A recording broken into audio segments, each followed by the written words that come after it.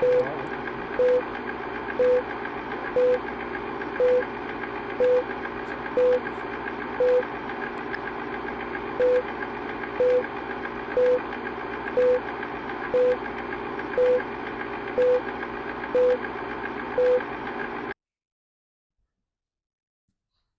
to the December New York JavaSIG meeting. It's our last meeting of the year.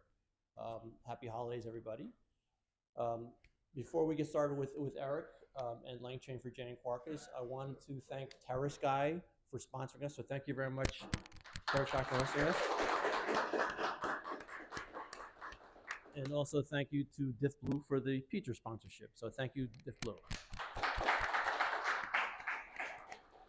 Okay, so for tonight's talk, we're lucky to have Eric since he's in town, right? We were talking last night to the Java group in New Jersey.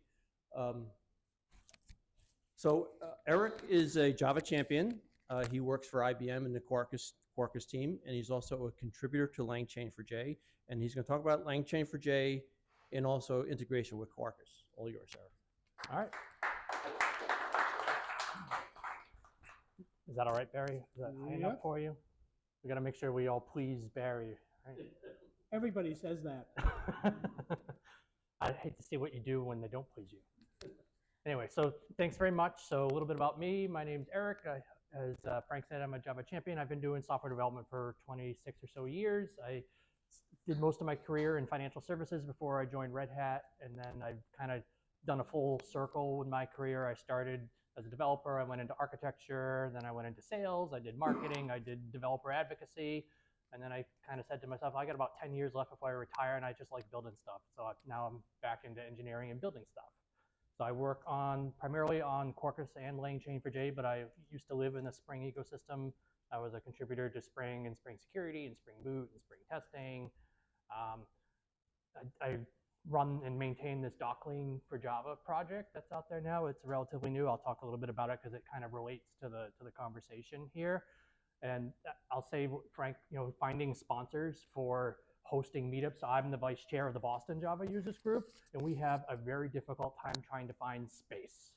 And trying to find someone to let us use their space has been terribly difficult, which is weird because in Europe, the spaces just throw themselves at the user groups. And I did the Utrecht jug one year, and he was like, yeah, I've got more space than I can use in a year. I'm like, well, that's a great problem to have.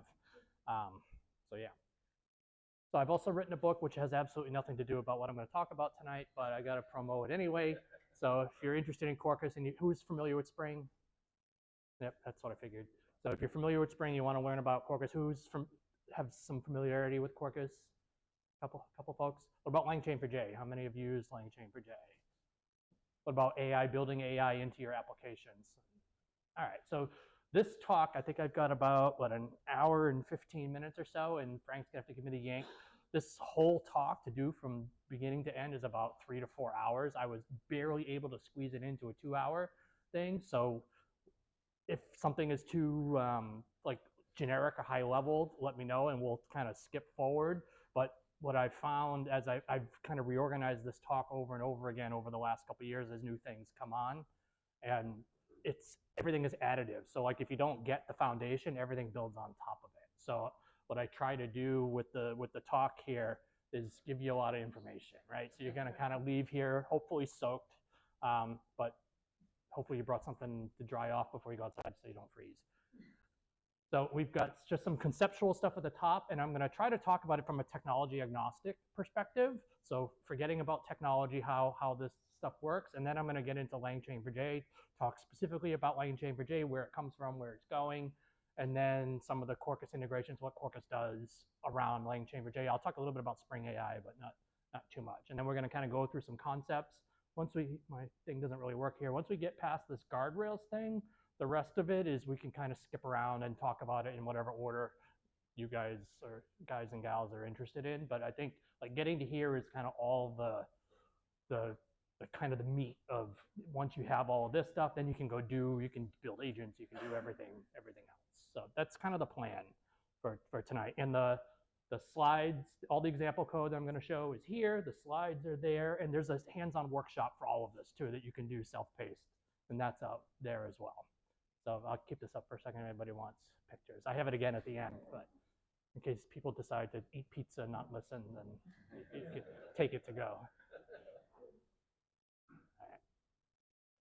All right, so I put the slide here because this talk I originally put together. So Georgios and Clément is the lead for Quarkus, and Georgios is the lead of the LangChain4j integration. And we put this talk together for DevOps Belgium last year. So and we like to have fun with each other. So you'll see in all the examples, like we kind of like Georgios is from Greece, Clément is French. So we kind of play off of that and make jokes at each other. But it's all fun and games. So if you go perusing through the source code and you're wondering who Emmanuel is or Clément is or Georgios, that's who they are.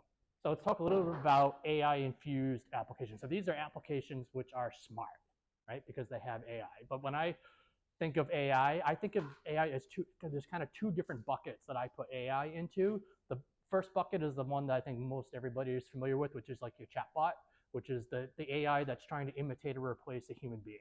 Like you're chatting with your airline agent or your bank or whatever. As a user, you're chatting with it, and it's hopefully doing the right thing for you, not taking your money and not giving it to somebody else. But then the other side of this is where you might have written software to do workflow management or something, and now you want to replace that with something that's non-deterministic in AI, and that's a completely different challenge than the chatbot. So your user in that case is not a person, it's another system, right? So I like to focus and split everything into kind of those two boxes here.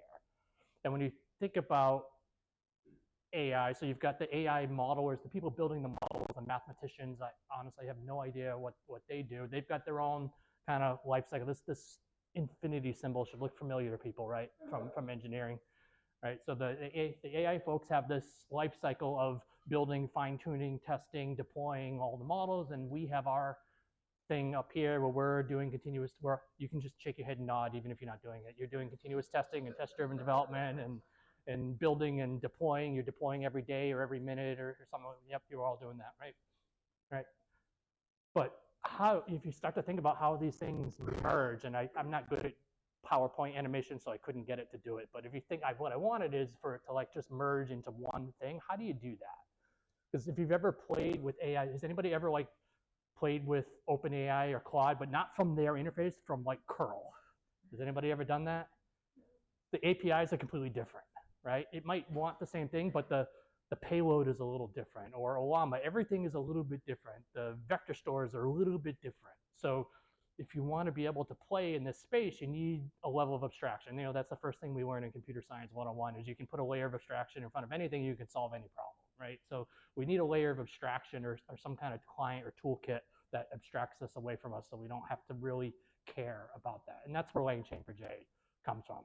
So the first question I usually get asked, well, how does it relate to LangChain? People familiar with LangChain, the Python and JavaScript thing that's out there? The short answer is, I've got my slides in the wrong order, but the short answer is that it's an inspired by relationship, and that's it. So it was inspired by LangChain, and then we decided, or not we, but they decided that we need something like that for Java.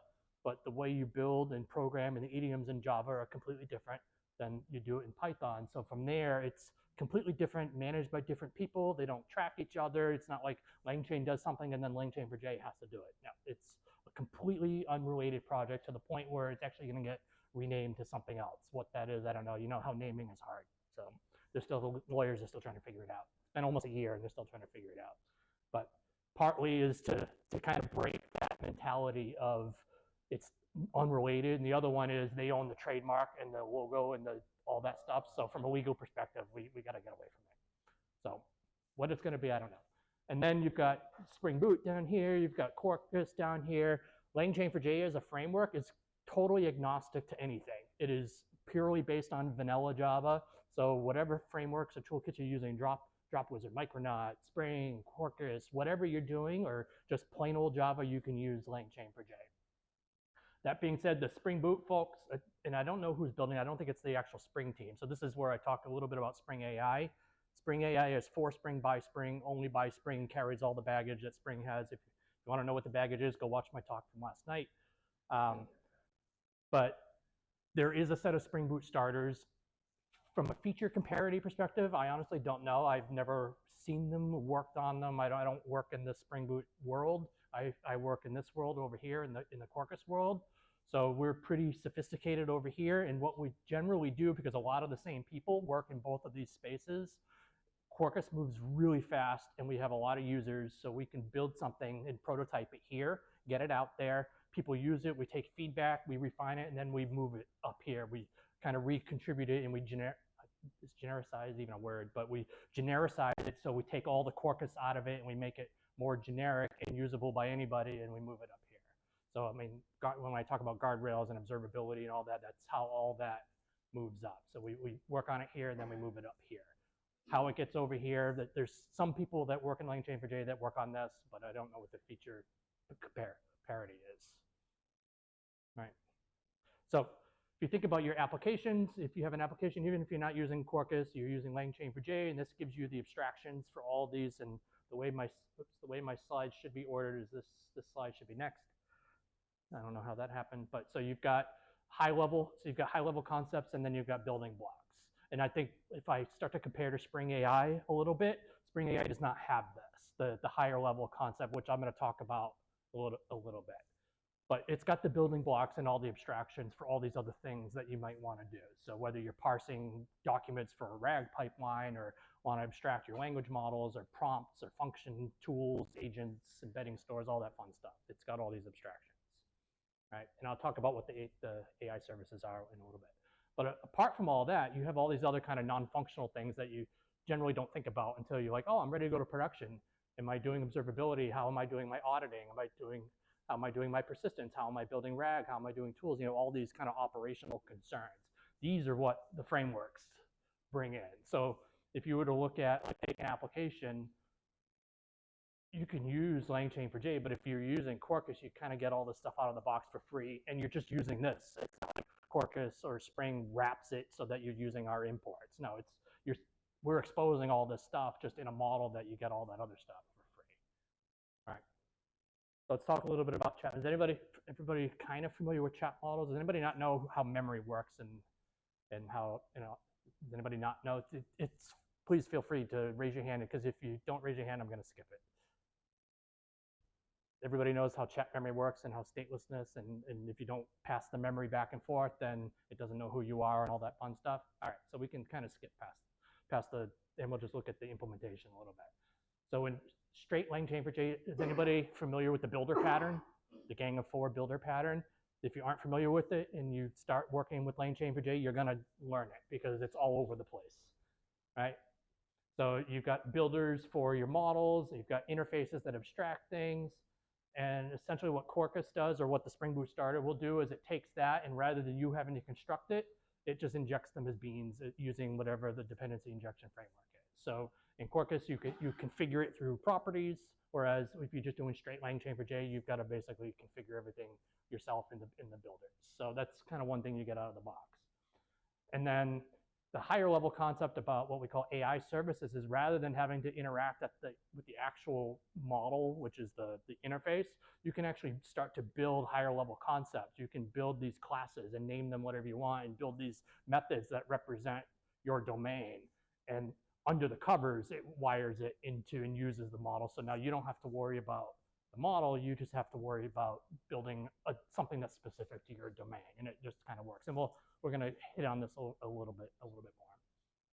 Is everybody familiar with prompts and roles?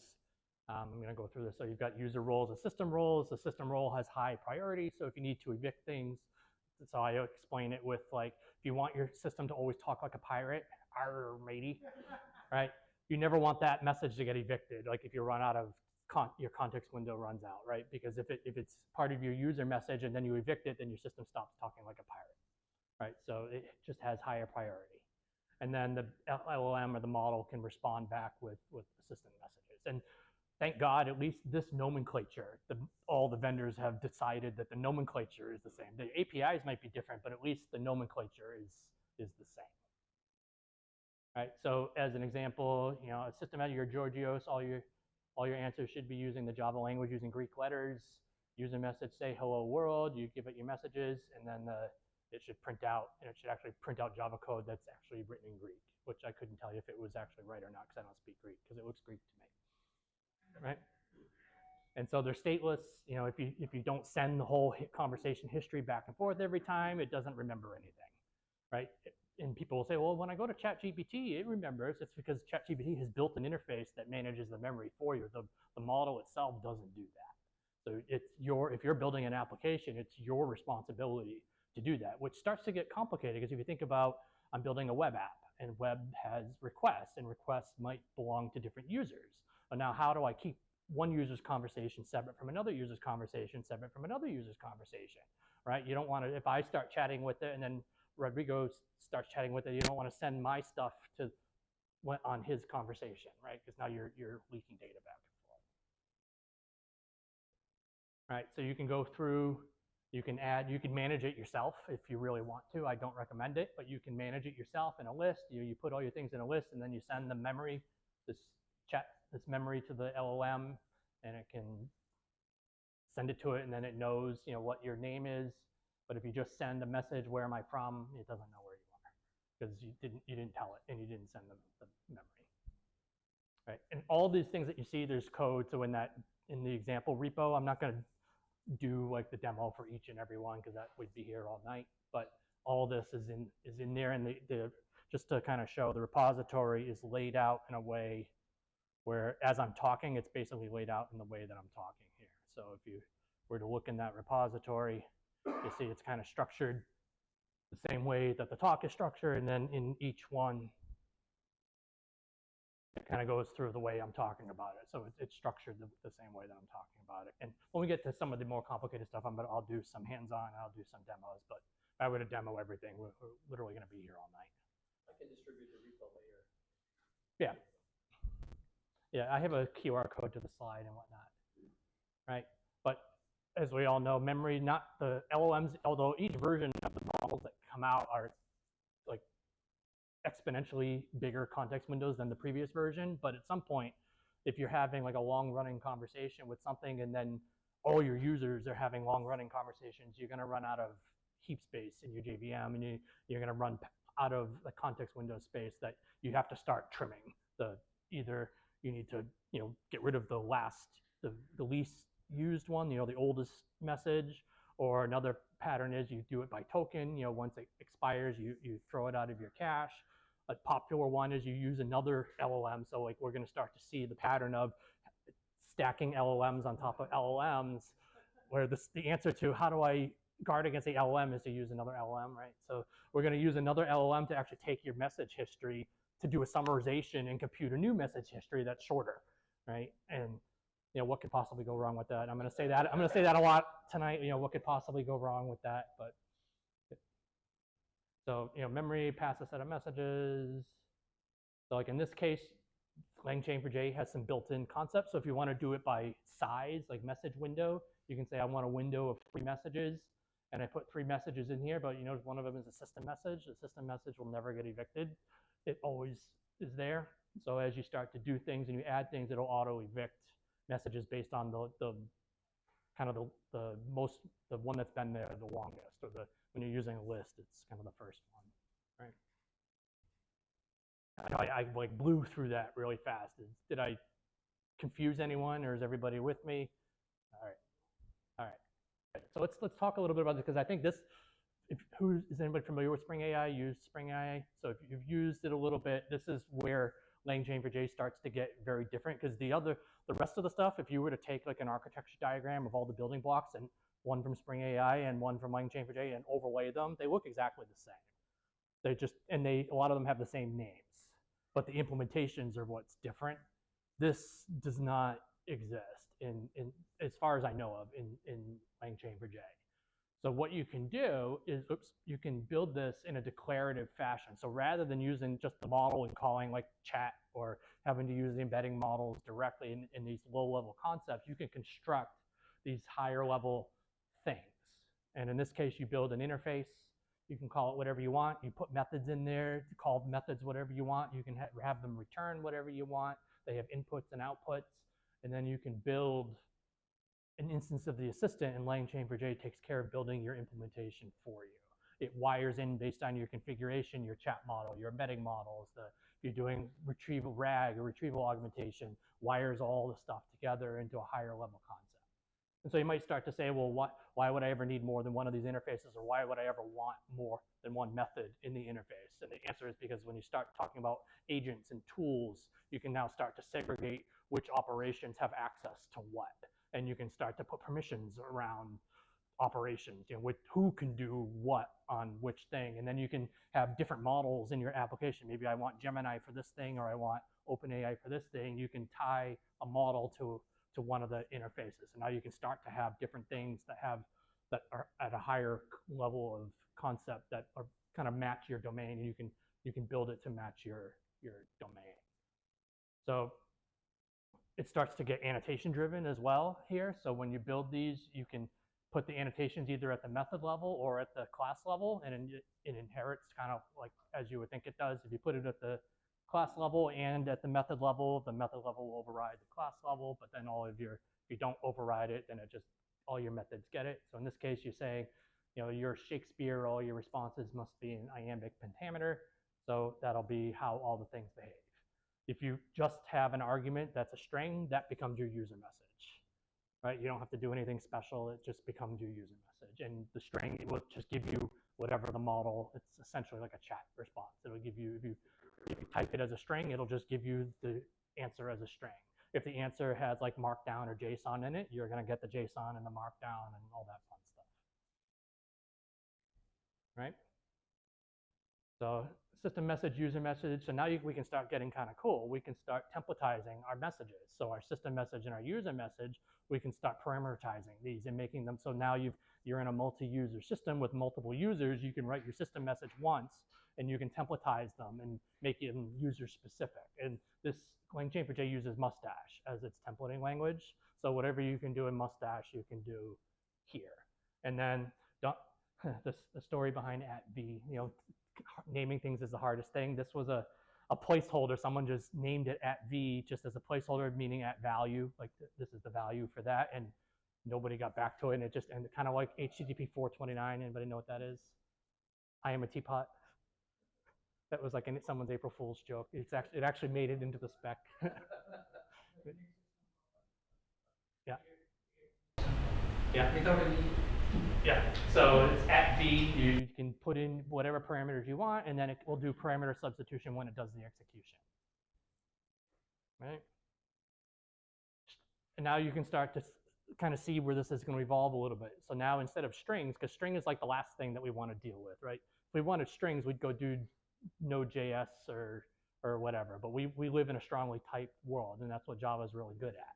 So what if I want it to return JSON, right? And I want it to return this feedback object, and the feedback object is a Java record, which has a sentiment, which is an enum and a string. So what do you think is going to happen here? The LangChain4j, when it sends the response, is going to use a technique called prompt stuffing, where after the user message, it's actually going to it's going to kind of look at what the object structure is, and it's going to decouple it, and it's going to say, oh, and by the way, please respond in JSON with something that looks like this, and it's going to describe what the payload is, and it's going to do that for you automatically. Again, you're going to say, what could possibly go wrong? Because a lot of times I ask ChatGPT, and it gives me tick, tick, tick, markdown, JSON, here's your JSON, and which obviously is not going to marshal to this. So there's techniques that we'll talk about later when we talk about guardrails, how to guard against that. But if you don't guard against that and it doesn't, the answer is not marshalable, then it's going to blow up, but like with an exception. Does that make sense? So maybe I'll demo this one. This is a good one to show here. So structured output. AI services, structured output, right?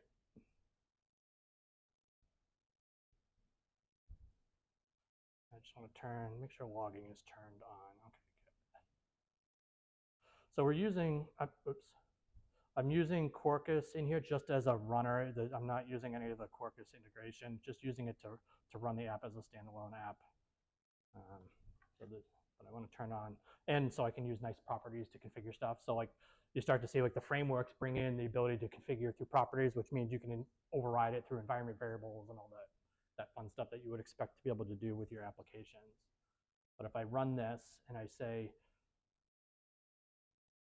here. So I have that same triage service, right? System message, you're an AI that needs to triage user feedback, analyze the feedback, and respond if it's negative or positive, right? So if I go in here, 242, all right, if I run that,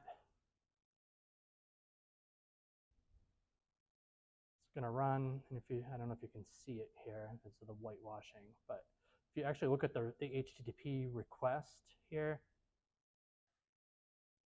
so here's the HTTP request, and it has the user message, it's got the system message, the user message, but you see starting here, you must answer strictly in the following JSON format, and it gives you an example of the JSON structure that it wants back. And then you can look at what the response is that comes back.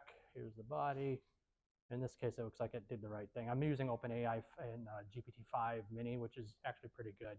I find that any model that you can run on your laptop is terrible and usually fails more than it succeeds. But I find Claude is really good. Like if you're doing coding questions, I find GPT is really good as a general purpose thing. I haven't really played much with Gemini.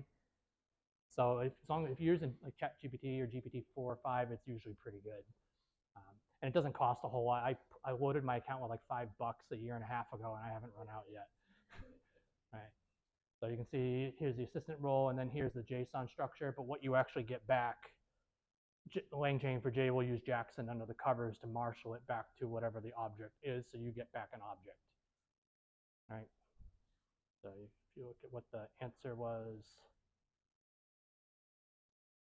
where is it here? Yeah, right here. Feedback, sentiment, negative, summary, the user had a terrible experience. So it's marshaling it back. But again, if it had returned something that wasn't marshalable or didn't match my object, it would throw an exception, right? And we'll talk about later how you guard against that, because I'm going to say it again, what could possibly go wrong. And as we start adding things in, more things could possibly go wrong, right? It's just the nature of the beast. And there's sometimes I see what people have done. I'm like, why wouldn't you have just coded that yourself? But different question or different statement for a different day. We're here to learn all about AI and to use it wherever we can and where we should. Right?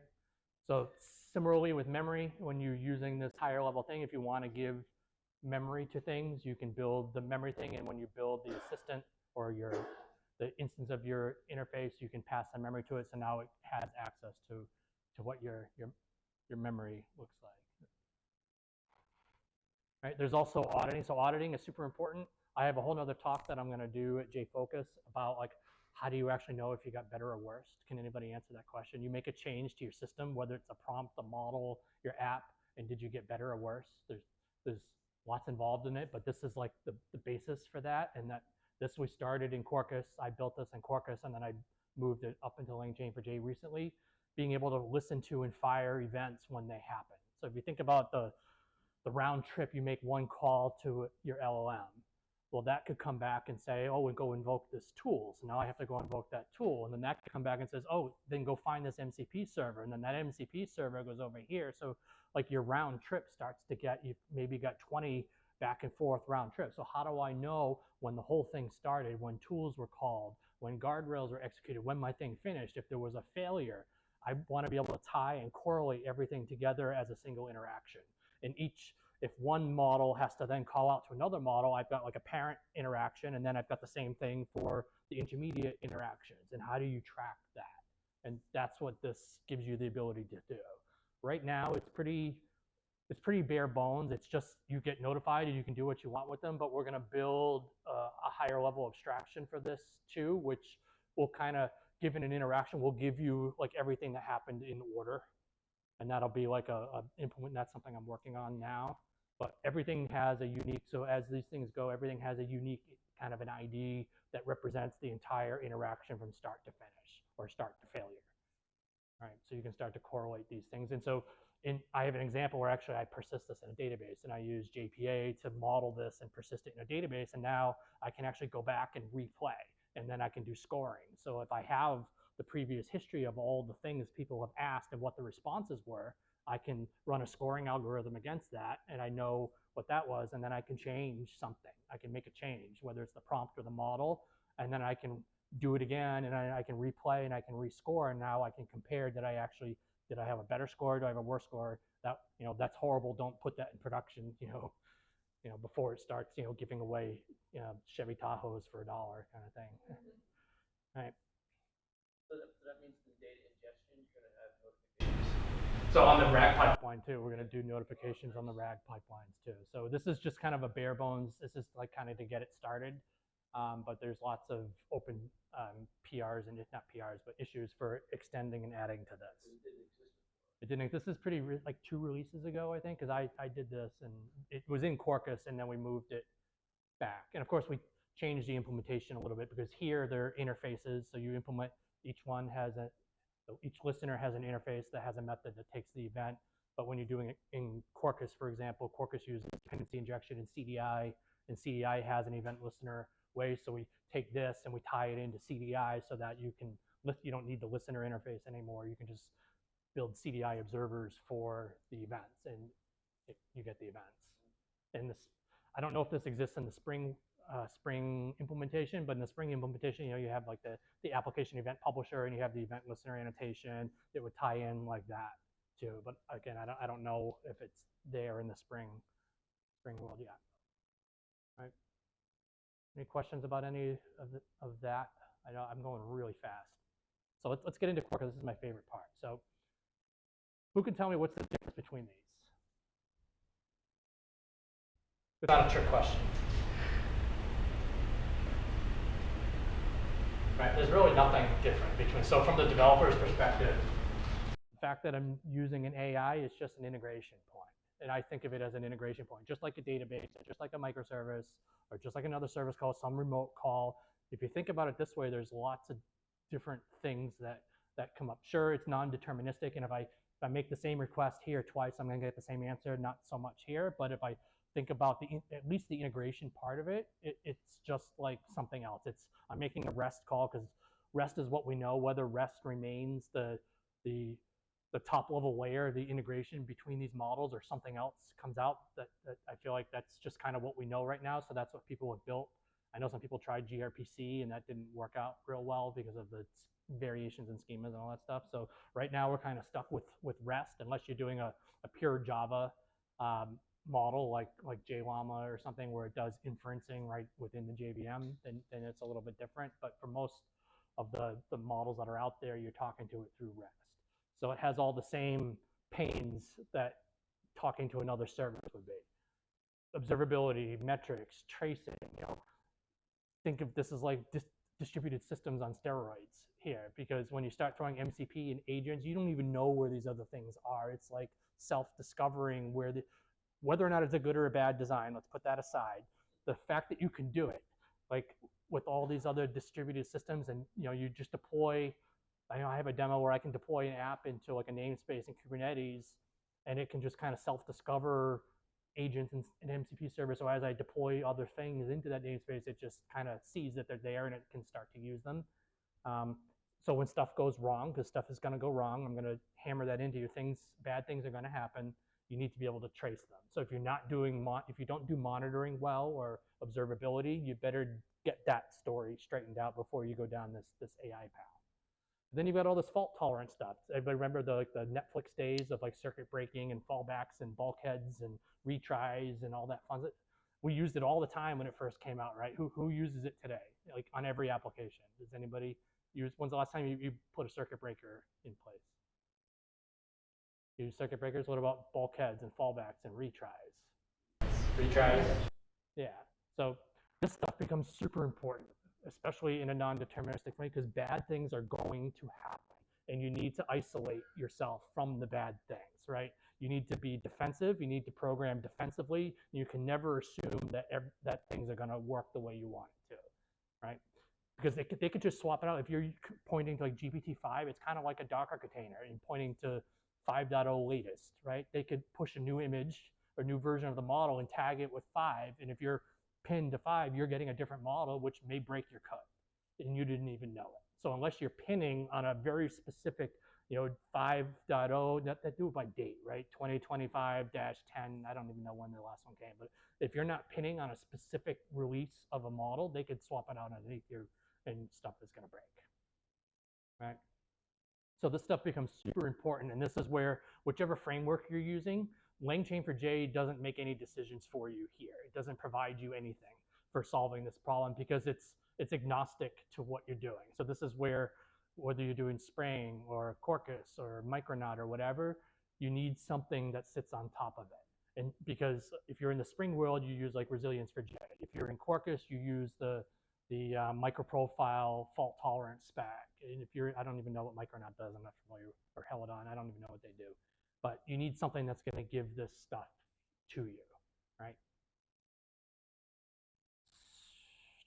So in Quarkus, to build these, LangChain4j, you can do it either way. You can either use the low-level concepts or you can use the higher-level construct. You can do the same thing in Quarkus, but we really try to steer you towards this because even in LangChain4j, there's going to be new features that come that only apply to the declarative approach because it's just technically not possible, and the other approach is just way too low-level. Right, so when we start talking about guardrails and even the auditing stuff that I showed you, you can only use it if you're using this higher level abstraction. So Quarkus tries to push you to it, and we show you all the goodies to try and get you away from doing the other way, but you can do it if you want to. So the only real difference here, it looks exactly the same, is you tag it with this annotation, and that tells Quarkus that, hey, register this as a bean that I can now inject in my code that I can use. Right, so you don't have to, if you remember in LangChain4j, you had to, where is it here?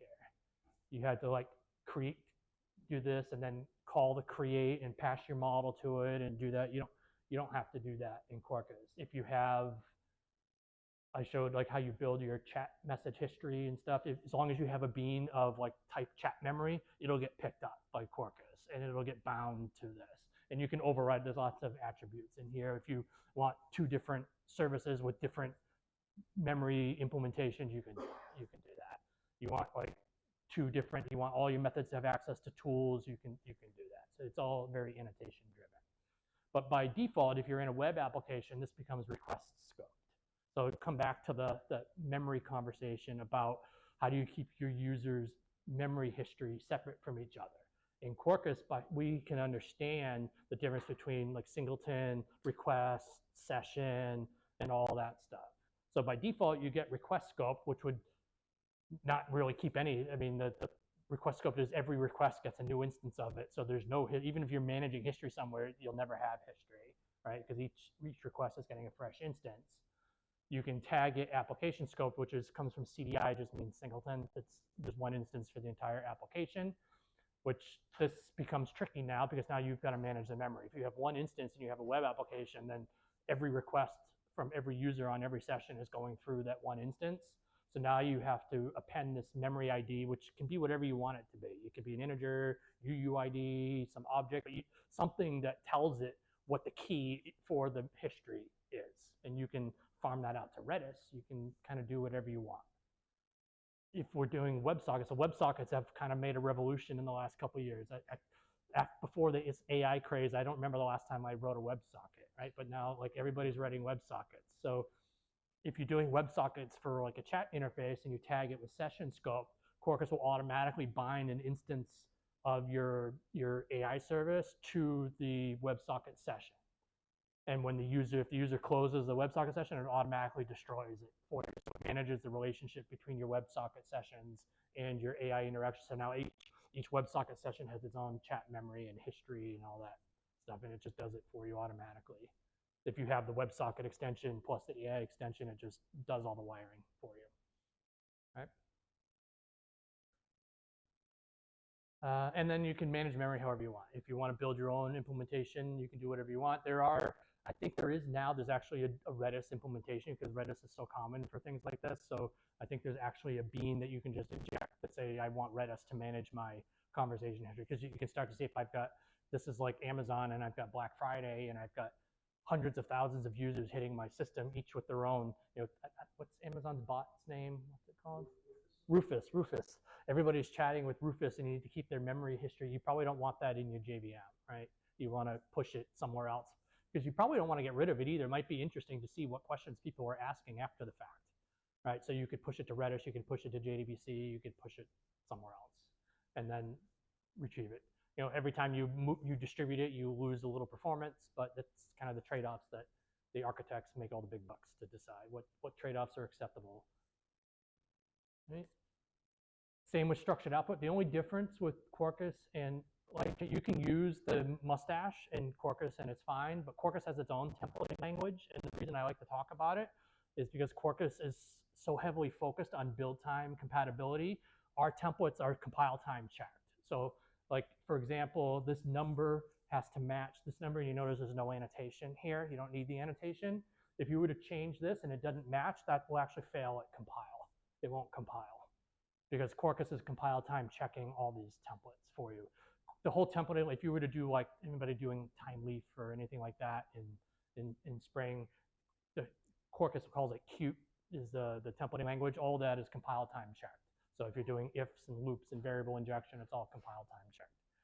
And you can even do like higher level objects. So like you can see here, I'm passing in a question object, and I'm using dot notation to dereference the object in the template. So you can do all that fun stuff too. And it's all based on Jackson, so it uses Jackson in the new covers.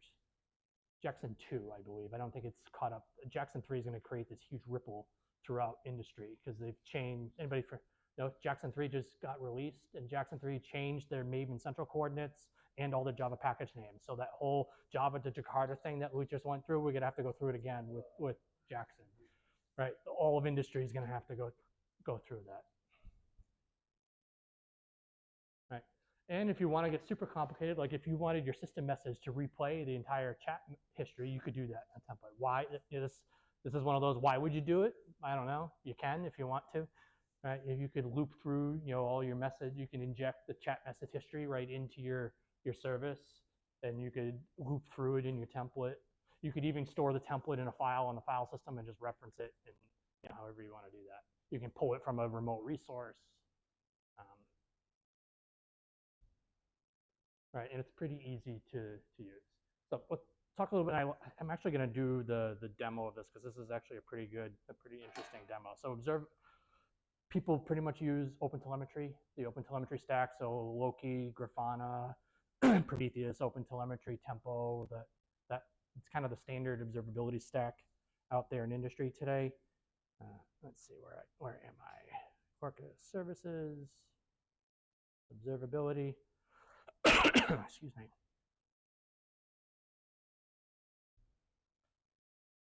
So I've got an assistant that says you are a useful AI assistant who's an expert in NBA, and I have this, I can input a player, what's the last team in which some player played, return the name of the team and the season that they played in, right? And so then I have a REST endpoint for it, so if I want to do a post, I can do a post and interact with it. And then I tell Jackson, I can customize Jackson as well to say I don't care about case and all that fun stuff. Oops. All right, so if I run this,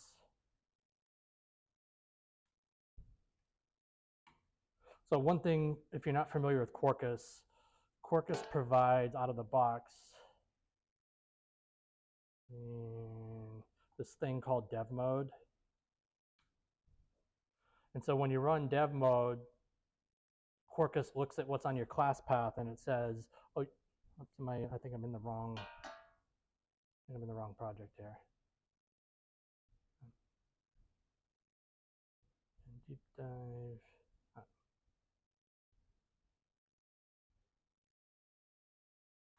Yeah, I'm in the wrong project here.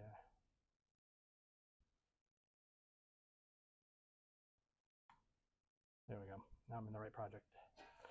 So when you start Quarkus up, it'll look at the dependencies on your class path, and if you don't configure something. So in this case, I've got the REST extension, I've got the Swagger UI extension, I've got all the AI stuff, and I've got the observability extension, the OpenTelemetry extension.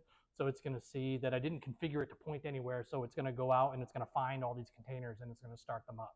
So it's starting up the entire LGTM stack for me.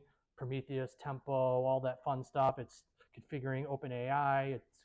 And then if I go into the dev UI, so if I hit like the D key here, it opens up in the browser, and every extension that I have gets one of these cards that becomes available in the dev UI. So one of the cards when I do OpenAI is I can look at if I didn't want to build like a user interface or something, it actually builds me a chat interface that I can start chatting with my thing and start playing with it. So I can, if I don't want to build a UI yet and I just want to play around, I can just come in here to the dev UI, I can ask it questions and it'll respond to me using the same interface that I built in my source code. When we get into RAG, actually I don't have the RAG extension. You can actually, once you do your embeddings and you have an embedding store, you can query your embedding store right in here and do that. But what I'm interested in right now is, where's my OpenAI here? Swagger UI. So because I have Swagger UI, it just gives me the Swagger UI and I can use it. So I'm going to say try it out. All right, somebody, who's your favorite basketball player? Someone shout it out. Michael Jordan. I was going to use Larry Bird because I'm from Boston, but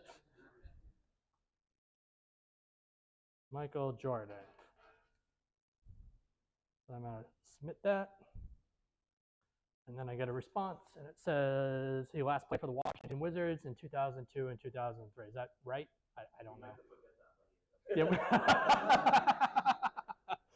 Yeah, we'd like to forget it, but it's accurate, right? So the fun part is now if I go back to my dev UI, I've got the whole observability stack. By default, when it's in dev mode, Quarkus gives me an OpenTelemetry dashboard, so all the stuff about my system is already here. But the fun part is if I go to explore, and I really hate the Grafana UI, it's terrible. And if I go to tempo is for traces, and I say, okay, here's my app, and I want to look for the post/NBA and find all those traces. There should be one, right? And if I look at that one trace, I now have a distributed trace of the graph of, it's way down the bottom here and I can't bring it up, but I've got the ChatGPT call. You see, I've got the call that I'm using GPT-4o, sorry, not 5. It actually tells me how much that call cost me in terms of dollars and cents because OpenAI has an API for determining cost based on the model and everything. So it'll also, one of the things that's coming soon is if you have this whole thing, it'll aggregate the cost all the way up to the top span of the thing, so you know how much that entire interaction cost you in terms of dollars and cents. It also correlates the logs, so I can just click the button, and now I have all the logs for that entire interaction at whatever point I was in the trace. So now if something were to go wrong, I can quickly come in here and start to diagnose and troubleshoot and fix stuff. And this is just kind of comes out of the box.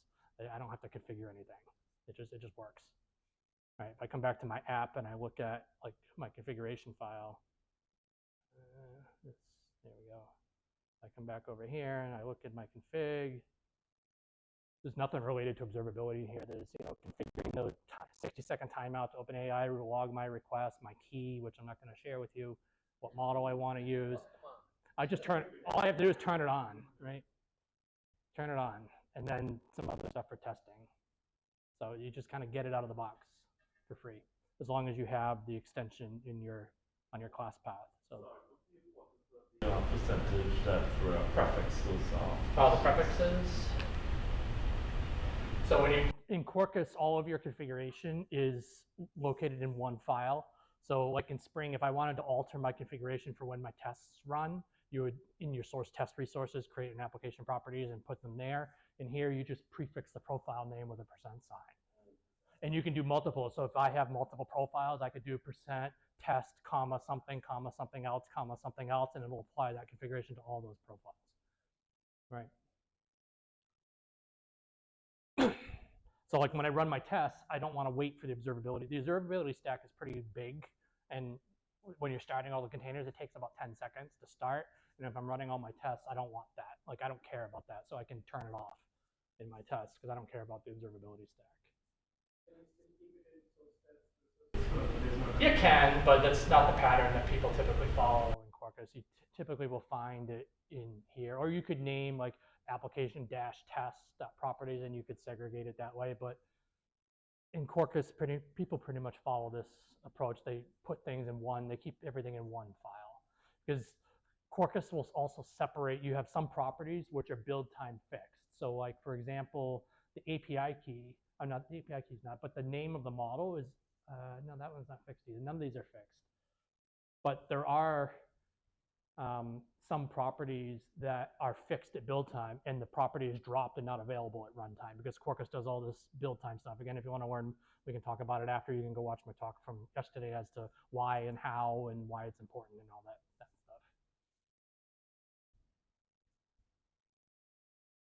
Where's my slides? Here's the slides. Yeah, and this is just a screenshot of what I just showed you. So we talked about the auditing stuff before, like if you're doing it in upstream LangChain4j, each event has its own interface that you implement, has a method that takes the thing, you have to implement it, and then you have to register it. In Quarkus, all that's done for you. You can just build a class. You don't even have to listen to them all. They don't even have to be in the same class. You just build a class that is a bean, and you just start writing methods, and then this observed comes from CDI, which is the context dependency injection spec. So part of CDI has an observability, like I want to observe events that are fired by either the underlying infrastructure or by other things that are publishing events. And this is how you just start listening. You can have multiple listeners. If you had multiple AI services, there's another annotation you can drop in here. I only want to receive this event from this service that talks to this model. And you can narrow it down. By default, it'll just fire. If you've got 3 of those AI service interfaces, it'll fire for every one on every request. But you can scope it however you want. So that's what I say, like these classes actually live in upstream LangChain4j. Quarkus just implements it a little bit differently, more towards the way Quarkus works. And if this were Spring, you'd do like @event listener and then the name of the class and inject it. Whether it's implemented there or not, I don't know, but that's how I would implement it if I were to do it, because that's how Spring people do event listening, right? That's just the way Spring does it. And this is how you do event listening in Jakarta EE, which is, although Quarkus isn't Jakarta EE, it's based on a lot of the Jakarta specs. So it does things the way Jakarta would do it. Fault tolerance, we talked a little bit about fault tolerance. So Quarkus uses the Eclipse microprofile fault tolerance spec. So if you're familiar with that, it exposes all these different annotations, retry, timeout, rate limit, fallback. And so when you build your assistant, this is where everything kind of starts to get additive, and it starts to make sense rather than having to like mix retry logic and fallback logic into my imperative code. I can build my interface and I can tag these with different methods, and then I can have a fallback method. I could even say fallback and give it a specific type of exception, and it would call the right fallback based on the type of exception that happens. That's just how the microprofile spec works, and Quarkus just implements it. Right, so you can start to build. If you know that my model, I can only talk 5 times per minute or per second to it, you could actually implement your rate limiting here, and it would hold your requests so that it made sure that they didn't violate the rate limit. And it can get pretty complicated with stuff. And you can, like I said, you can stack them all on top of each other. Everybody good with that? So image generation. Image generation is pretty easy. You just have to have a model that supports it, right? Under the covers, like you can do it with ChatGPT and Gemini and all that stuff, but under the covers, their API allows you to do text, image, video. Under the covers, it's different models, and it's their API is farming it out to different models, because not all models know how to do this stuff. So in Quarkus, this is actually specific to Quarkus. I don't think LangChain4j they have I think the only way to do it is it's more rudimentary, but in Quarkus it has this image object, which could be it has a URL. You could base 64 encode the entire image in it if you wanted to. It could be a URI, whatever, and you just tag it with image URL, and this tells Quarkus under the covers to call the image endpoint instead of the chat endpoint on the model, which every LLM provider calls it something different, right? The name of the endpoint is in the post, and the URI in the post is different for everybody, right? And so this will give you a description of the image. And on the flip side, if you want to, if you want it to give you an image based on a text prompt, you just move that image argument as the return type, and you give it a user message. So it's the same type. And then one of the arguments, you can tell it, where is it here? You can tell it, there's some parameters in here. Do you want it as a URL? Do you want it as base 64 encoded? You know, how do you want it to give it to you? right? Because I think ChatGPT, for example, puts it in like an Amazon bucket or something. Gemini probably puts it in Google storage somewhere. Microsoft OpenAI probably puts it in Azure buckets. You know, everybody wants you to use their stuff, right? Or you can just have it give you the whole thing, and it just will give you the base 64. That's a default. So like this, when I say generate, it'll give me the response, and it gives me a base 64, and I can just write it out to disk and do whatever I want with it. Right. The fun thing is like you have it generate an image, and then you send that image back to itself and have it describe it and see if it thinks it did what you it did. You get it to say, did you do the right thing? You get it to check itself, right? Or did anything get lost in translation? Yeah, and then there are properties down here. You know, what do you want it 1024 by 1024? Do you want standard, vivid? If you want it, LangChain4j can actually persist it directly to the file system for you if it's a base 64 encoded, right? Yeah, so that image generation is pretty simple and pretty easy. So guardrails. Guardrails is an interesting feature here. Is anybody, people who have used LangChain4j, have you used this before or heard of it? No. So this was another thing that I built in Quarkus, and then we moved up to LangChain4j.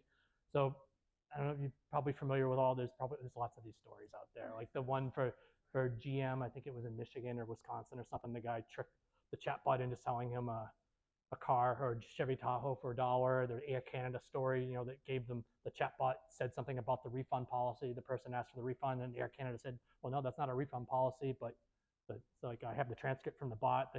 The short story is they all went to court, and the courts always side with the person, and they say the chatbot is an extension of your business, right? So that's the end result. You don't want your company up here. Yeah, they blame the chatbot. Yeah, they blame the chat. Try to blame the chatbot, and then the company said, "Oh, it's just the AI," and the judge says, "I don't care. It's representing your company. It's like a salesperson that's going crazy and that you can't control, right?" So yeah, the courts tend to side with the people that were. So in this case, this person was wronged by the company. In this case, the person actually made out like a bandit, right? Because they got to keep their Chevy Tahoe for $1, right? Right, and then this one down here is interesting. It wasn't a real thing, but you know Stefan Janssen, he and Mario Fusco were playing around with this stuff, and they built a chatbot, and they tried to show like how you can actually prompt inject a chatbot. So they built a bot that said I think it was like doing refunds for a retail thing, but it was like I think it was like cigarettes or something. So you had to be like 18 to buy them or get refunds, and they convinced it that I'm a 5-year-old and I should be able to get a refund because they got into saying, oh, we're just role playing, just role play with me. And then once it tells you, okay, I'm role playing and now I'm going to do this, you can just take a screenshot of the part you want, right? And send it to somebody. And now I've got proof that it did something bad, right? So yeah, so how do we keep bad things from happening is kind of the goal of this. And this is something when I compare with Spring AI, this is something Spring AI doesn't have. If you're familiar with Spring AI, they have this concept called an advisor. Right, so Spring AI has this an advisor is pretty much like a servlet filter, right? You know, the filter proxy pattern that everything like interceptors, you know, you have a filter chain, you know, you go through the first filter decides, do I quit or do I call the next filter, and so on and so on and so forth. And then the thing actually happens, and then it goes backwards through the chain, and it can process the result, right? So when Spring AI does things like this, they do everything as a generic advisor.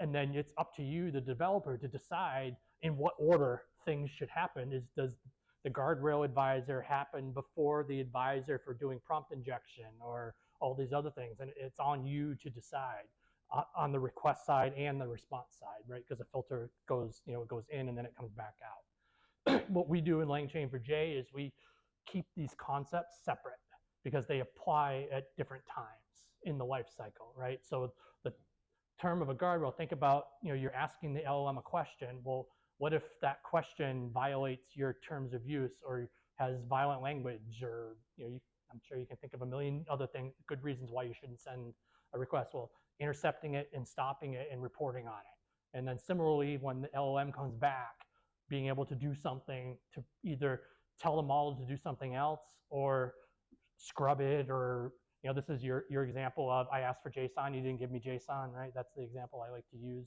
here. So being able to guard against that stuff. So we keep these concepts very separate and deliberate, and we do that on purpose because they have different meanings. So did I skip input guardrails? I skipped input. I lost my slide for input guardrails. So input guardrails, just pretend this says input and pretend this stuff doesn't exist. So an input guardrail has two outcomes. It either passes or fails, right? You either, yeah. Okay. On the previous slide, detect prompt injection, detect hallucination. Yeah. How? You use another LLM. That seems to be if you could do that. You use another LLM. Come on, you just throw another LLM. No, seriously, we're actually compiling a library of these guardrails in LangChain4j, and I know Antonio Goncalves has recently put a few in there. There's a whole separate module in LangChain4j for pre-packaged input and output guardrails that are common things that people use, and one of them is a hallucination detection. Now, it's up to you to wire the model. What model do you want to use? But it's using a specific model to determine, is this trying to do prompt injection given a chat history? Right? There are built-to-purpose models for that, for doing that. So it might sound stupid. Then you got to guard against that model, right? So this it becomes recursive. You know. I believe there are patterns in prompt injection that might be detectable by an LLM. If the LLM can detect hallucination, why is it hallucinating? Because it's using a different model. You can't ask the same model that gave you the response to detect it hallucinating. It's like incest. So you're right? effectively, throwing every question at two different models Yes. to see if they agree Yes. as your guardrail. The little might disagree. It gets really fun when they start disagreeing. we let two LLMs go at it, like over like a 24-hour period. They actually invented their own new language that they were talking in. But yeah, I mean, it sounds like, why would you do that? But that's kind of industry's solution at this point, is you put a hallucination model. I mean, you can do simple things like regular expression and looking for blacklisted words and that kind of stuff. That's like, you would order the guardrails, as we start to talk about, you can have multiple, you don't just have one input guardrail, you can have multiples, and they run sequentially. And so you put the cheapest ones to run first, the ones that'll catch the most things first, the ones that cost you money or that take time to process, you do last, right? Because if these first three will catch 75% of the bugs, I only want the model to do the last 25%, right? So you kind of structure them that way. And the same with the output guardrails, they work in the same fashion. So an input guardrail either succeeds or fails. If it succeeds, then everything just goes through, but fails, it throws an exception that your app can catch and do something with, right? An output guardrail, the model runs, all the tools run. This is like the last thing, yeah. The guard prompt is supplied in the form of an image. Yeah, so the guardrail, I'm going to show the code in a second, but the guardrail class that you implement, the interface, gives you all that information. What the message history was, what the prompt was, what the tool call, if there was any RAG that happened, because all the RAG stuff is going to happen before this. This is like the last thing before the call goes out to the LLM.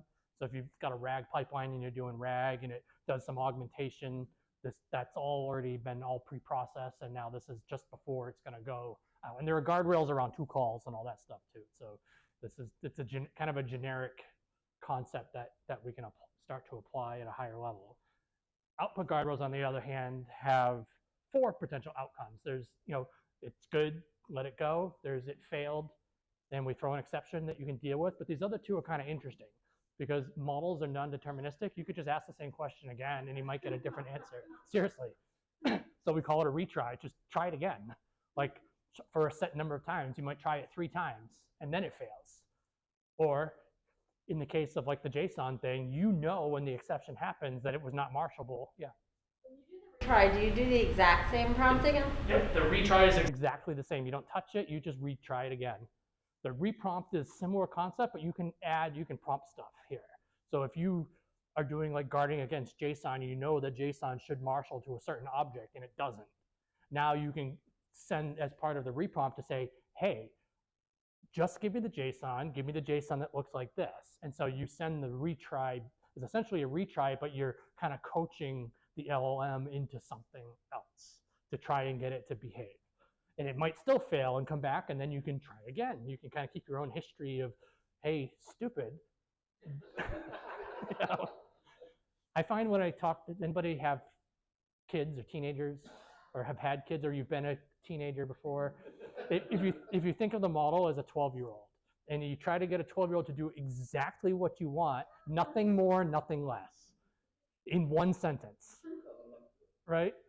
How often is that going to happen? No. So if you go into it thinking that, it really helps you, at least for me, structure how I structure things and how I say things. Because if I think about it, like I have a 15 and an 18-year-old, so I've been through this. It gets worse as they get older if you don't have kids that old. But if you structure this like it's a 12-year-old, and you want the 12-year-old to do because the LLMs like to do stuff for you. They're like, oh, I'll give you this or that, and they're so chatty. Like, just do this. Don't do anything more. Don't do anything less. Right? Just do what I asked you to do. Eric, there's one thing. So you have guardrails, in and out guardrails, and a lot of companies they use a jury of LLMs. Since now you have this, you can use this, but they're using a jury of 3 or 4 LLMs. Yeah, and you would implement that as a guardrail. Right. So your guardrail would but call then we have retries, reprompts, all in that. So the excess that we're adding to our infrastructure is getting bigger and bigger. The latencies are getting bigger and bigger and bigger. When sometimes the costs are getting bigger. I could have just did a SQL query and bypassed all this and then. Yes. So now you're answering my question. Why would you want to do this? So that's a different question for. This is your team, your business has said we're doing this, right? Don't question me. We're doing this, right? So this is how you do it. There are plenty of situations, like especially with like workflow. Like we have really good workflow tools. We have Drools. We have all these different tools for doing like state machines and workflows. Why do you want to replace that with an LLM? Like me personally, I don't even understand. But say la vie, people are doing it, right? Different question. Don't ask why. Like, I'm just teaching you the how. Right? So here's kind of so there's an input guardrail interface. There's 2 different methods. One is the simple one if all you care about is a user message. You want to validate the user message. There's another variant that has a more complicated object that has lots of stuff that you can examine, and then you can either say it succeeds or fails. And you can put a message, and then that message becomes a message on the exception that gets thrown. Output, and in Quarkus, this kind of looks very similar, right? The only difference is the annotate. You added annotation, it becomes a beam, right? But the rest of it, I mean, this comes right from LangChain4j. There's nothing Quarkusy that we do specifically. We just make it. As long as it's a beam, we'll find it. Right? And similarly with output guardrails, you get this output guardrail request, which has a reference to the original request, the response. If the user message was templated, it has the template as well as all the parameters. It's got all the stuff. It's got the trace IDs and all that stuff. So it's got pretty detailed stuff. And you can decide. So in this case, it's just checking that everything is uppercase. So you can say either success or, like in the case of a reprompt, the output must be in uppercase. Please provide the output in all uppercase. It still might not come back right? And we drive it through properties. You can tell it. You can configure how many retries should it do before it fails. I think the default in Quarkus is 3. The default in LangChain4j is 2. So it'll try the first time. But what's interesting with output guardrails, so say you've got one that does uppercase, you've got another one that does your JSON, you've got another one that does this. Say it passes, your request passes the first 2, but it fails the third, or you have to do a reprompt. So the third one does a reprompt, and you get a new response from the LLM. Well, that response could violate one of the first 2 ones. Right, so it's got to replay the whole chain all over again, right? If you get a reprompt through, right? It might pass. It'll first check this one, but then it's got to go back to the beginning of the chain and run the other ones again as well.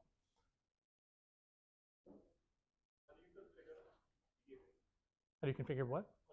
Behavior in terms of like the number of retries. In Quarkus, it's just a property in your application properties, or you can do it in the annotation. You can override it in the annotations too. In just vanilla LangChain4j, it's annotation driven. There's a default. And again, in Quarkus, you just tag it. It's the same thing. You just tag it as a bean. And then to use it, this is one of those things in LangChain4j that you can only do at the higher level concept. It does not exist if you're just using like the chat model itself, because it's a higher level thing. It applies to tools. There's a new thing in Quarkus. I don't even have a slide for it because it just got implemented yesterday, where we can now apply input and output guardrails to tool executions, like guarding against the input to a tool execution before a tool runs and after a tool runs either successfully or bad. So you can validate input and output of tool calls and all that stuff too. So then you apply it the same way. But that right now that's only in Quarkus. It's not upstream yet. You can apply it at the interface level. You can apply it here, and there's for the output guardrails. There's another property in the annotation where you could say max retries equals 4 or 10 or whatever. Right. In Quarkus, it's the same thing. Your thing is just tagged. Right. And you can have multiple. So this could take a list. You can have multiple guardrails, and they get applied sequentially in order that you put them. Right. So things that are cheap, and by cheap I don't just mean cost. I mean like execution time, cost, things that are going to catch the most things you put first. And I always like. I feel like it's very good to follow like the single responsibility principle here. Make your guardrail validate one thing, and then chain your guardrails together. Better to do that than have one big guardrail that has a million different checks. It's easier to test. There's a whole testing framework behind this based on AssertJ that has like a domain model. Like you want to assert that a guardrail has 3 failures with an error message of this. That's all there in AssertJ in the test module. So it's easy to mock, it's easy to test, and it makes it run faster. Like, yeah. Right. Okay. How do you mark the LLM calls? Different topic that I'm going to get to. Testing non-deterministic things. So I'll touch on that later. Right. So here's testing. I just started to talk about it. Right. So I can create the guardrail, I can create the request, and then here I can create the parameters, and then I can do an assertion that has a failure with a message, and it invoked a reprompt with a certain message. Right. So it's domain specific, and it ties in to AssertJ. In Quarkus, it's exactly the same, except it's a Quarkus test, and you're injecting this as a bean. But otherwise, it's exactly the same. Same classes, same imports, and everything. Right? Any questions there? I don't even know what time it is. How am I doing on time? I think I got about 15 minutes here. So we're kind of at a point here. Let me go back to, that's kind of like all the building blocks, and you can start to see how things build on top of each other. If we go back to kind of the agenda, we're kind of here now. We've got about 15 minutes. What are people interested in? We can talk about RAG. I can talk about tools and MCP, testing. I mean, I can stay all night, but he's going to throw me out because I'm staying in town. Testing. I hear testing. Going once. All right. So testing, then MCP. All right. So let's jump to testing here. MCP. Yeah, I like this one. All right. All right. Testing, evaluation, scoring. So I started to allude to this. So you mentioned judges, like judging models. So there's a couple different testing strategies depending on what you're trying to test, right? So if you think of your application, unit integration, system tests and whatnot. So there's the test is, I want to test my application, how my application handles resiliency. I really don't care what model I'm using, what the model returns, but I want to be able to test the model gives me something good, or the model throws an exception, or a guardrail happens, but I don't really care about what the model does. Well, these things are interfaces, right? The whole interaction with the model is an interface. That interfaces make things really easy to stub and mock. But I personally like to use a live request, because that then involves marshaling and gets Jackson in the mix. So at least you're making a request and getting a response. So I love WireMock for this purpose.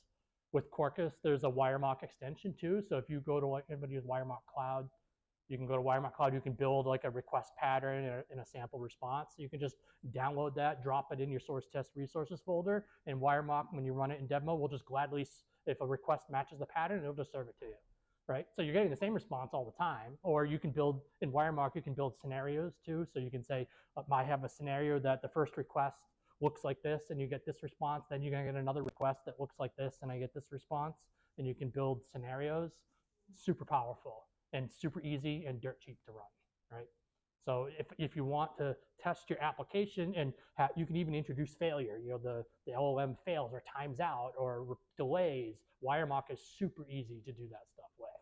So that's kind of the testing your application. Now it's the testing all the things with the model. I want an actual real model that's going to behave and all that stuff. So I want to know that my prompts are good and I'm getting good responses based on the prompts that I'm writing.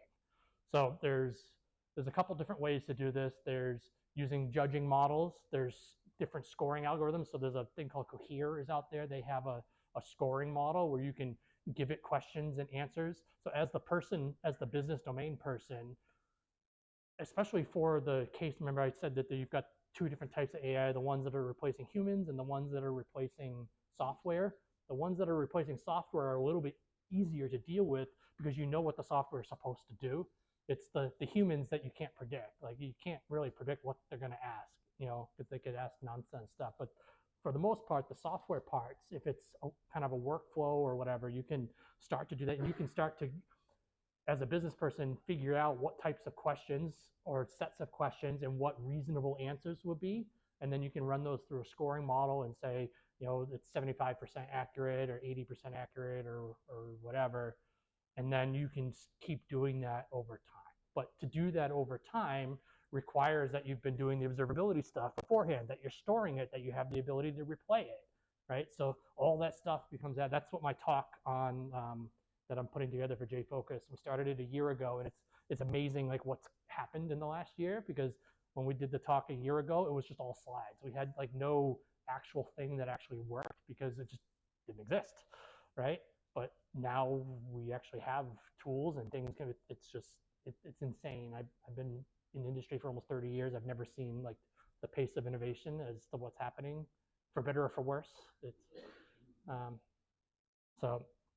And then you can start to have, this is what we're working on now, building an evaluation framework, which can, over time, you run it on like a batch job or during pre-release or something, system test, and you can start to track maybe your acceptable limit is 75%.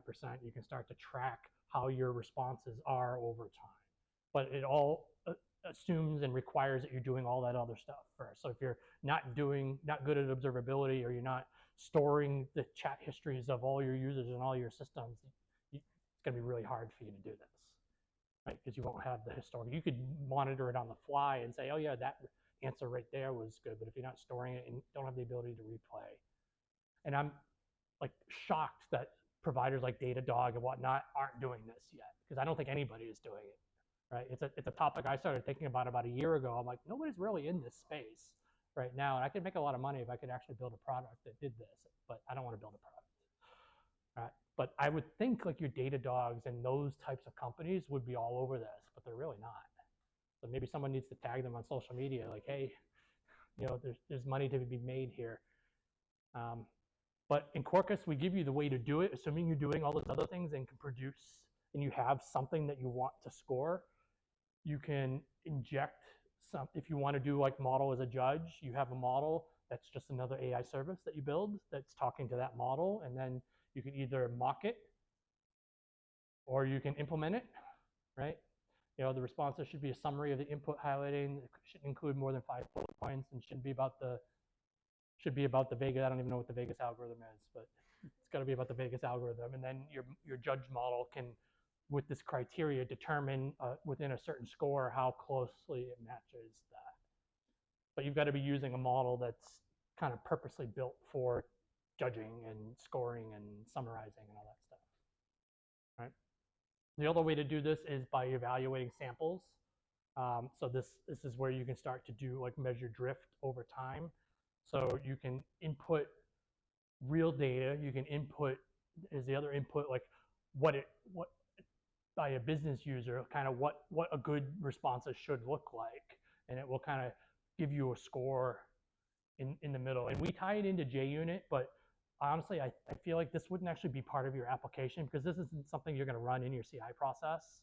This is more something you're going to run like once a month or before a release or on some schedule or batch or whatever. But we built it into JUnit because JUnit's easy to use, and rather than building another one-off thing. Yeah. So you can tag it with score, you can give it your service, and it'll actually go and it'll score and it'll say, hey, I want a semantic similarity or I want a cosine similarity of 70%. And it'll either pass or fail, or it'll tell you how good or bad you get. So this is kind of the last piece on my big story. Assuming you can load those configurations, those samples from a data source, right, where you've captured everything, you can then replay everything from your data source and rescore everything from your data source. Maybe you're capturing in your, say you're using JDBC just as an example with tables, you can have columns of when was the last time I ran it, my date stamps of when I scored and what the score was. So for each thing, okay, this is the model, this is all the metadata, this is the model it ran through, these were the parameters, this was the context length, this was the score, and as I rescore it, I can track the history of that. So it's not easy, it's not simple. CI because it's slower, because it's using tokens or something else? Both. Plus, I mean, if you're doing CI and you're doing like 5 pushes a day, you don't really need to rescore your history that often. It's only like before you want to do a test, you want to change something. My system's been good. Maybe the model change, maybe I upgraded to ChatGPT 5 instead of 4. I want to know I didn't make any changes to my app. Did I get better or worse? Or I'm keeping the same model, but I want to change my system prompt or my user message or something. Or I want to change my message window, or I want to change something. And don't change multiple things at the same time. We all know what happens when you do that. You talk about an LLM that's just the most parameters than the other ones? It's just a different model. Usually I pick one that's from a different vendor, but it's built to purpose as there are judging models that different vendors create that are out there that you can use. Targeted at reasoning? Targeted at reasoning, yeah. You wouldn't want to use Claude as a judging model. Claude would not be a good choice. I don't think so. Not for, because Claude I find is good for code. Like the Sonnet models are pretty good for code. But you don't want to use a model in the same family that generated the stuff, right? Because again, it's kind of like incest. Right? I don't know. Can I say that on camera? I guess I just did. All right. Oh, do a beep in the recording. So I think we're just about at it. Do I got like 5 minutes? Is that, what can I do in 5 minutes here? Let me see. What can I do in 5 minutes? Oops. What topic? Definitely not RAG. I can't do RAG. Let's do function. I can do tools and function calling in 5 minutes. Yeah, I can do tools and function calling in 5 minutes. So function calling. So we didn't talk about RAG, but RAG is the process you follow if you want to give a model knowledge it doesn't have, right? So you can either give a model knowledge by training it on more data, or if the data changes frequently, you don't want to train it because training is expensive and takes time, but you use RAG and RAG pipelines, and we didn't talk about it, but you would do that to enhance the knowledge. Function calling and tools, agents, whatever you want to call it, is about giving the model capabilities, like the ability to do stuff. So knowledge is nouns, capabilities are verbs, right? I want to be able to do stuff. So maybe my app, I want to talk to I wanted to give it access to a data store, or I wanted to be able to search the web, or be able to do something based off of natural language. I wanted to take a format. Now, what could possibly go wrong? It doesn't do, even though I have it there, it never calls it. It's like, well, you just call the stupid thing, right? Or it calls it with the wrong parameters and everything breaks. So there's just, again, there's lots of stuff that can go wrong. The whole guardrail thing, like we said, we just published it in Quarkus this week. So being able to guard, like, hey, it's asking for this tool. Does the tool actually exist? Does it have the parameters right? And so it doesn't just blow up kind of thing. And then looking at the output of it. So in straight up LangChain4j, you just build a class and you give it an annotation. This is where like being descriptive matters. Like you want to be descriptive, but not too descriptive. Like not too much, not too little. Naming of your parameters, like S is probably not a good name. You should probably name it something a little bit more appropriately. Same with X, because the LLM doesn't really know what X is. It should be like operand or something like that. But you give it a human readable description of what the thing is, and then you bind it as a tool. And now when the request goes to the LLM, now there's a section in the payload that says, hey, I have these tools, this is what they do, this is their arguments. You can only show the LLM the door, you can't make it walk through the door, right? You can always say there's a door there if you want to leave, but you can't push it out. Tool classes. No, you just whatever you want. You do whatever you want. You just build classes. And in Quarkus, you just build the same class, you just make it a bean, and then you can either give the bean access to the entire thing, or you can scope it. So this is where if I'm still talking to the same model, but maybe I have different operations that expose different tools. Because if you've got like 20 different tools, you can start to overwhelm the model, right? And the model is like, oh, I got so much stuff, I don't know what to do, I don't know what to do, I don't know what to do, right? I got all these goodies, right? So you don't want to give it too much, but you don't want to give it too little. So you can create more different operations, and you can give different operations access to different capabilities, right?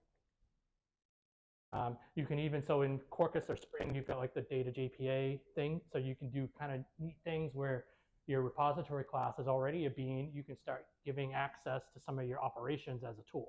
So like in this case, it's a cancel booking operation.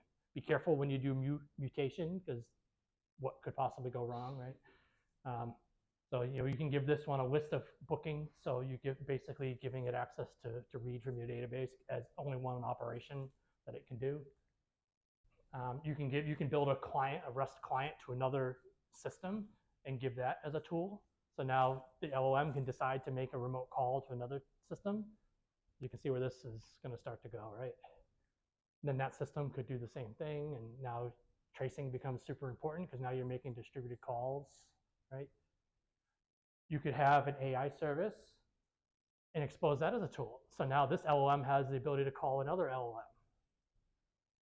What could possibly go wrong there, right? So now we're starting to like add things on top of each other. A2A. It could be A2A. It's starting to get into agentic and agents, and what this is like the underpinnings of how all that works. And if you were to do it in LangChain4j, there's a whole agentic module in LangChain4j that I don't even have on my slides yet. But this is the foundation for it, right? So I can build again. Why would I want something non-deterministic here? I don't know. That's a why question. I'm not answering why questions today. I'm only answering how questions. Right? So tracing, super important for that. And there's other tools. So there's built-in tools like web search. If you want to give it access to like do a Google search, there's a tool that's already part of LangChain4j. I forgot to mention the guardrails, the guarding against like things that should be JSON. There's a guardrail already pre-built for that too. So there's a library of common things that are out there. Yeah, things can go wrong. Prompt injection. You know, there's lots of bad things that can happen here.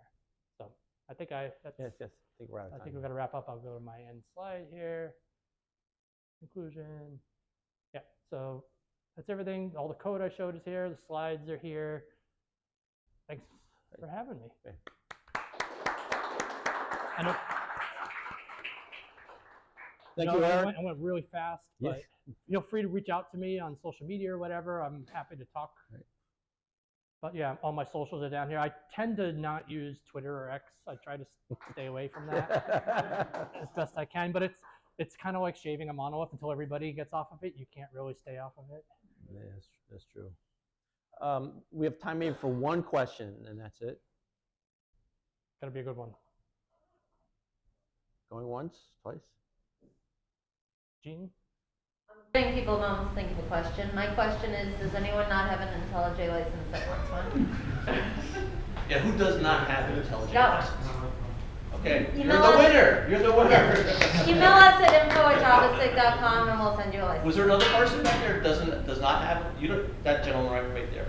Same thing. Email us at info@javasig.com and we'll send you a license. Hey, Gene, we have some from Boston too. I want to give out an extra one. We're not trying to get more. We're trying to give out the ones we have. We have the same problem.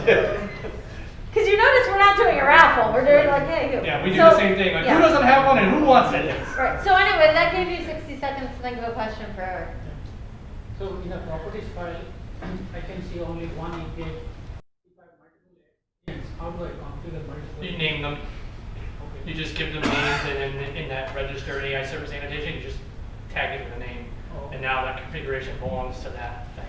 Kind of like JDBC connections or other similar patterns.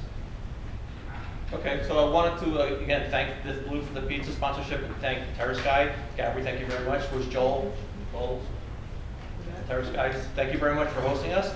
And happy holidays, everyone. What's the next one? Sometime in January. Hopefully a little bit in late January.